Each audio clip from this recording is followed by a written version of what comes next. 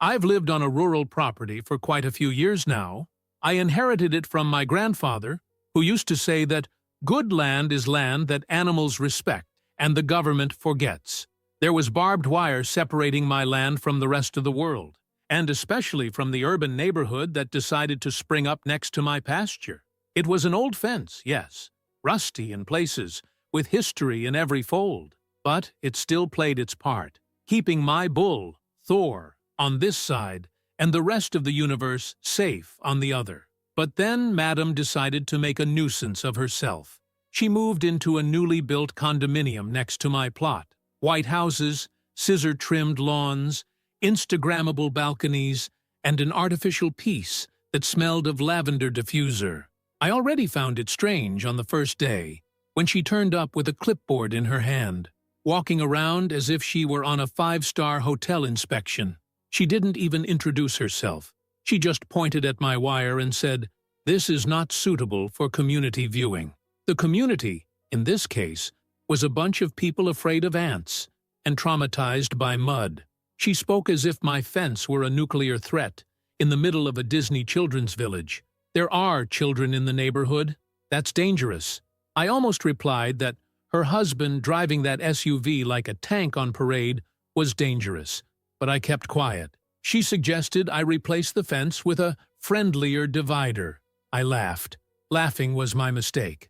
A few days later, I received a visit from the Residents Association. They arrived in pairs, with the same energy as an income tax inspector and the charisma of a jammed printer. They came with papers, regulations, visual standards for the neighborhood. One of them even asked if I had ever heard of landscape harmonization. At that moment, I realized that the war had begun. The detail they forgot? I wasn't part of the condominium. My land is independent, not part of the association. My grandfather had been smart enough to have everything notarized separately. But you know how it is? Spoiled people don't deal well with limits. And this woman, this Pinterest lover, simply wouldn't take no for an answer. The fence became a symbol of rebellion. She sent emails, letters, notes. She made posts in the neighborhood group saying that a resident was putting the children's safety at risk. A resident. Without naming names, of course. Class and venom all together. Then, one fine Saturday morning, I woke up to the sound of an engine. I thought it was a tractor tidying up the asphalt next to them. But when I looked out of the window, I saw a team of 3 guys with uniforms, gloves, and equipment, and my fence being torn down, barbed wire being thrown on the ground as if it were garbage, the smell of chainsaw oil mixed with the sound of the woman next door giggling. The daughter of the good neighbor was holding a cup of coffee, taking selfies as if she had won an epic battle in the Garden of Versailles. People, do you realize? She hired a team to remove a structure on my land, without my permission, and in my face. The level of audacity was such that I was paralyzed for a few seconds. She didn't even try to disguise it. When I came down, she looked at me and said, "This is for the good of everyone." The good of all was costly, because it was, at that very moment, as the last strand of barbed wire was arrogantly pulled out of the ground, that Thor, yes, my 800-kilogram, horned and temperamental bull, decided that freedom was a constitutional right. He took off like he'd been anointed by the spirit of the Houston rodeo. The scene was straight out of a movie, the animal snorting, its eyes wide open, the earth flying, and the lady, who until then had been laughing in my face, let out a panicked scream that made even the birds in the tree shut up. All it took was for her to drop her coffee cup and run into the house. Thor didn't understand a thing, but he thought it was a good idea to visit the new neighborhood. From then on, my Saturday became the lost episode of a rural reality show meets urban catastrophe. I swear that if I hadn't seen it with my own eyes, I wouldn't have believed it myself. Thor crossed the boundary of the fence, which was now an open field, as if he had trained for it. 1 firm step, 2. Then he accelerated as if he had heard an ancient gallop calling him. When the dust cleared and he disappeared between the little white houses of the condominium, I knew that someone was going to cry before lunch. I just didn't know who. His first stop was his neighbor's Zen garden, the one that was always posting pictures of succulents with motivational phrases. Thor, the bull freed by the landscaper, smashed the white stones, chewed the ornamental bamboo, and pissed in the recyclable water fountain in the shape of Buddha. All this under the desperate gaze of a miniature poodle who almost had a spiritual breakdown. Meanwhile, the other woman there, the woman with the clipboard, she was shouting from the second floor of her house as if that would stop anything. Somebody call for help, but with the tone of someone who has never had to lift a supermarket bag in her life, as if the world was failing her, as if the cow, or rather the bull, had invaded Switzerland. And that's when the real parade of shame began. Thor crossed the garden, pushed over a wooden bench, which flew away with cushions and all, and decided to explore the interior of the neighbor's house. Yes, he went inside. Door open, smell of incense and expensive perfume in the air. The last thing I heard before the door slammed was an Italian ceramic vase crashing to the floor. Outside, residents began to appear with their cell phones in hand, filming as if they were on safari. One even narrated, "And now he's heading for the buffet." Oh no, not the cake. Guys, the bull ate half of her grandson's cake. It was a 3-tiered cake, baby blue, with dinosaurs made of fondant. Thor tucked into it as if it were a gourmet pasture salad. He even spread icing on the ceiling fan. The woman shouted from above that, "This is rural terrorism." Her words, not mine. Every second, her desperation sounded like an out-of-tune opera of crying, hysteria, and legal threats. And I, standing on the sidewalk, hat in hand, still processing everything. The police arrived first. 2 cars, sirens on. Guys trying to understand why they'd been called to a case of uncontrolled animal and destruction of property. When I explained that the animal in question was mine, but that it had only got out because the fence had been removed without my permission, the policeman scratched his head and looked at the destroyed house. Then he saw the woman coming towards him, her makeup melting, her hair looking like hairspray, and her eyes spitting hatred. She tried to blame me, of course. She said I had done it on purpose, in retaliation for her attempt to harmonize the border between the plots.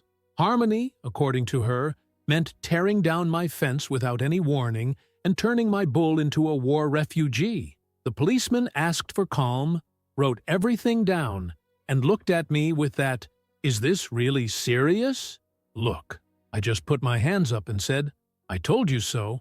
The wire was for everyone's benefit, especially for you. What nobody counted on was that Thor would become so comfortable that he would start to feel at home. After the cake, he lay down in his wife's living room. He broke the coffee table with his weight and even chewed on a cushion that said, "Home Sweet Home." It took almost 2 hours to get him out. No, he didn't get out easily. They needed a tractor, 3 buckets of corn, and some loud country music to try and calm him down. I stood there, watching the chaos with a strange mixture of shame and satisfaction. Because, honestly, if anyone was going to be taught a lesson that day, it should be her. Her and the entire condominium, with its plasticized rules and inflated egos. When they finally managed to get Thor out of the house, the damage was surreal. It looked like a hurricane with horns had come through. Torn carpets, a sunken sofa, scratched doors, crushed china. And of course, the smell. Taurus isn't exactly discreet when it comes to feeling comfortable. Her living room now had a premium stable aroma with the essence of children's cake. And yet, she had the audacity to say that I had to pay for the damage. I laughed so loudly that even the policeman smiled. Pay for the damage? Who had the fence torn down? Who invaded my property boundary thinking she was a soap opera architect? But she wouldn't stop. "I'm going to sue you. I'm going to finish you off. It won't stay like this." The woman was redder than the imported wine she was probably drinking while watching Scandinavian series. And the most absurd thing? She really believed she was right. The Residents Association said in the group that the episode was regrettable and that they would investigate the situation. But the truth was simple. A neighbor with a penchant for domestic peace decided to play at knocking down the wall and got a bull in her lap in response. I returned home with Thor, who seemed satisfied with the adventure. He walked slowly, chewing the rest of the corn that the firemen had thrown to distract him. Meanwhile, the neighborhood still looked on in awe, as if I were the villain of the story. But you know what? If protecting your land with a fence and keeping your bull where it belongs makes you a villain, then let them call me a rural bandit. Because what she did was more than trespassing. It was a live lesson in how modern arrogance loses out to common sense in the countryside. Over the next few days, I seemed to have become something of a local celebrity. Some looked at me with fear, others with curiosity, and a few with the complicit look of someone who knows that deep down, the woman deserved it. There were even teenagers asking to take a photo with Thor, as if he were a rodeo attraction on tour. The situation was so surreal that I began to doubt whether it had really happened. But all I had to do was look at the hole in my fence, the pile of wire thrown into the bushes, and the smell of the farm flavoring the air in the street to remember that yes, it was real. She, on the other hand, wasted no time. Barely 2 days had passed, and I already had a lawyer involved. I received a formal letter, written in a way that sounds like the person is politely cursing you. It basically said that I was responsible for failure to restrain a large animal, resulting in destruction of private property and psychological trauma to the family. Yes, trauma. She put on paper that her grandson had nightmares about horns because of the incident, and that now he couldn't even look at a glass of milk without remembering the destroyed cake. That's when your sanity starts to take a toll. Because, as well as dealing with the scare, the damage, and the joke that had become my life, I still had to see my name being painted as the monster of the neighborhood, the monster of the countryside, the breeder of killer bulls, the terror of gourmet balconies. But what she didn't know, or pretended not to know, is that there is something called justice, the real kind, with the stamped paper, the registered deed, the fence documented with a photo, a plan, and a notary's number. And I had all that. Absolutely everything. My grandfather was simple, but he wasn't stupid. When he first fenced the land, he wrote down every centimeter, every stake, every bend in the wire on paper. And I, who am not stupid, digitized everything before I even bought my first decent cell phone. While she was arming herself with lawyers in beige suits and colorful spreadsheets, I went straight to the city registry office. I opened the folder, took certified copies of each document, and put them together with the photos of the fence before the demolition. Then I went to the police station, filed a report, got a veterinary report for Thor saying that he was in perfect health and had never shown any aggressive behavior. And that included the dinosaur cake, which was technically an attempt at spontaneous feeding, not an attack. But even with all that, things didn't calm down. She remained steadfast in her mission to destroy me. Association meetings began to revolve around me. She spread the word that I was dangerous, that I was armed, that I had already threatened neighbors. Once I went out to chop wood, and a woman locked her children in the house when she saw me with an axe, as if I was going to climb onto the roof and break in through the chimney. Seriously, these people's imaginations are worthy of an award. I began to realize that there was more than a tantrum involved. This was wounded pride.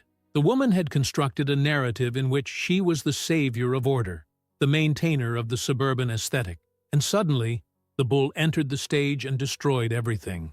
The house, the pride, the image. And now she desperately needed to regain control, even if it meant lying, drama, and judicial manipulation.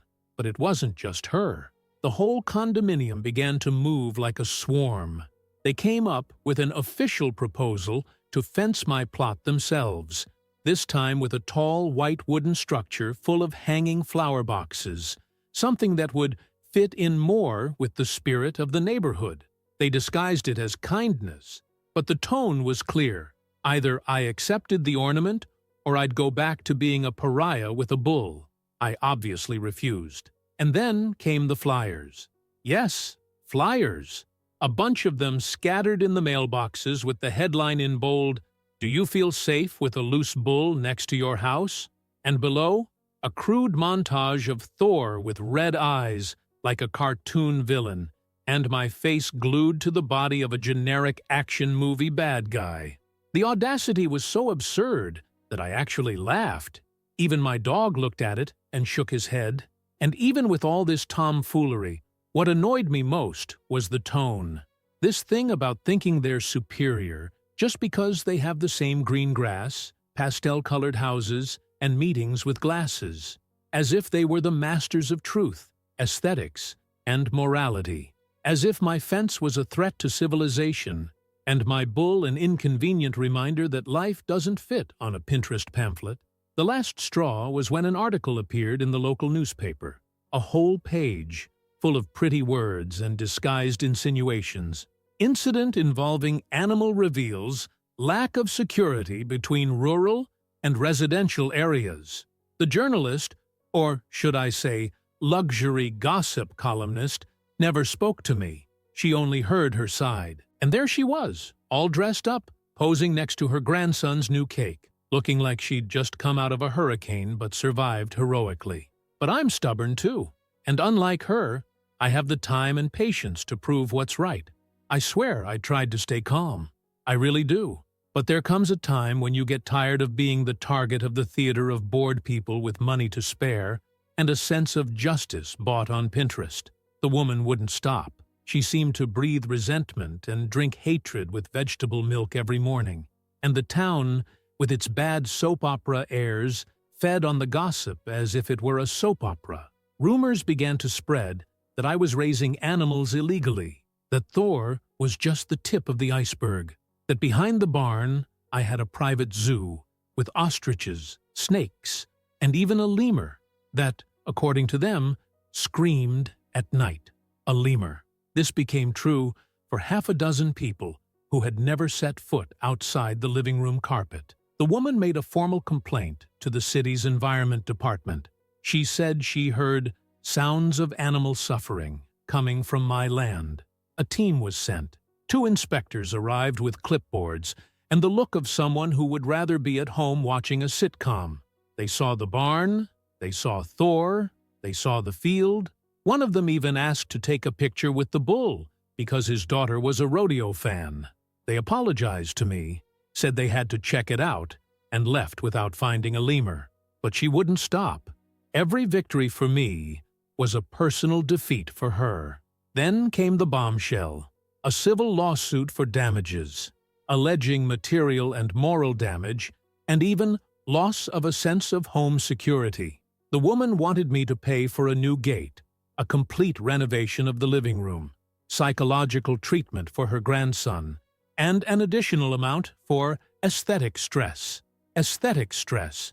I had to reread the document 3 times to understand that she was suing me because the look of her house had been damaged by the presence of a bull. And you know what's worse? There was a judge who agreed to open the case. Because, of course, she showed up in court with the same poor face, the same garden teacher tone of voice, and a photo album with the irreversible damage caused by the animal. Among them were a stained carpet, a crooked bookcase, and a broken vase, which, according to her, was a family heirloom from Italy. I later discovered that the vase had a barcode stuck to the bottom, from Home Goods. What she hadn't counted on was that I was more prepared than ever.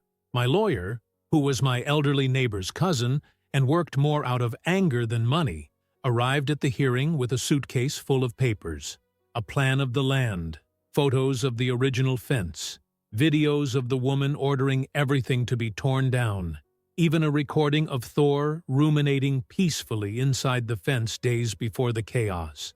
And the most delightful part was when we presented the video from the barn's security camera, which clearly showed the moment the fence was removed, with her employees smiling, pulling on the wires, and the woman herself in the background saying, "You can rip it all down. This hideous fence doesn't fit in with the neighborhood." The judge watched in silence. When the video ended, he looked at her and said, "You authorized the removal of a structure that doesn't belong to you. You invaded someone else's property, and now you want compensation for the results of your own action." She tried to argue, saying that it was out of concern for the aesthetics of the community. The judge didn't even blink. He said that the only thing she had to worry about was paying for the damage caused by the illegal removal of the fence. The case turned. She went from plaintiff to defendant. The judge not only dismissed her claim, but ordered her to pay me compensation for the damage caused to my fence, the defamation attempts, and the transportation and veterinary costs for Thor, whose paw was injured after he tripped in her garden trying to get out of the house. And to top it all off, the judge also recommended that her condominium be investigated for trespassing and misuse of the Residents Association's power. Her face, people, it was priceless. She turned white, then red, then white again. The lawyer tried to ask for reconsideration. The judge told him to sit down and stop embarrassing himself. The news spread. People who used to look at me funny started to look away. No one asked for a photo with Thor anymore. The neighborhood went quiet, like a group of students after seeing the class bully get suspended. And she disappeared. She stopped going out for walks with her dog, who never even barked, just sighed. She canceled her association meetings, turned off her social media comments, and started leaving the house just to go to her car and back. That suburban leader's energy turned into a zombie in an expensive sweatshirt and sunglasses. Thor went back to living peacefully. I even got a new fence, paid for by her, of course, and had a carved wooden sign put up saying, "Don't mess with people who have horned animals." It became a joke among the older neighbors, who greeted me with a shy nod and a half-hearted smile. It's amazing how their courage evaporated after the process. In the end, it wasn't just a fence that she tore down. It was the illusion of control she thought she had. The countryside has its rules. So does the city. But when one side tries to dominate the other with arrogance, the result is usually Thor in his living room, eating his grandson's cake and ruminating on his vanity. And you know what? Let that be a lesson. Because the next time someone thinks about tearing down someone else's barbed wire in the name of good taste, it's best to remember there are fences that protect, and there are fences that warn. And don't forget to leave your comment and like below. Until the next video,